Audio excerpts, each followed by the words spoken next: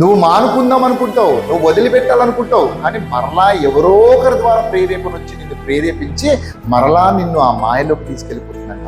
అందుకే అంటే నేను ఎంత దౌర్భాగ్యుని అంటున్నాడు పౌలు గారు లాంటి ధర్మశాస్త్రం మీద పట్టున్న వ్యక్తి, అద్భుతమైన మరి వివరణ ఇచ్చిన వాడు కొత్త నిబంధన గ్రంథంలో ఎన్ని పత్రికలు రాశాడు. ఆయన మాట్లాడుతున్న మాట ఇది. ఏమంటున్నాడు? నేనెంత దౌర్భాగ్యులను, ఇట్టి మరణమునకు లోనవు శరీరము నుండి నన్ను ఎవరు విడిపించును అని అంటున్నాడు పౌలు గారు. అంటే విడిపించలేదండి ఎవరిని. కాబట్టి విడిపించబడాలంటే మన దగ్గర ఉన్న ఒకే ఒక ఆయుధము ఈ 66 పుస్తకాలు కలిగిన గ్రంథం, వాక్యం.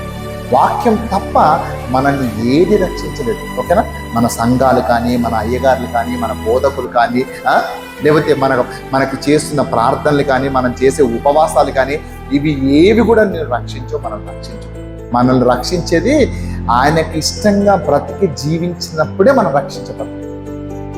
ఎందుకంటే ఆయన దేహం ఏదైతుందో ఆ దేహముతో ఏమేమి చేసావో అవన్నీ లెక్క ఖచ్చితంగా అడుగుతాను అంటున్నాడు దేవుడు.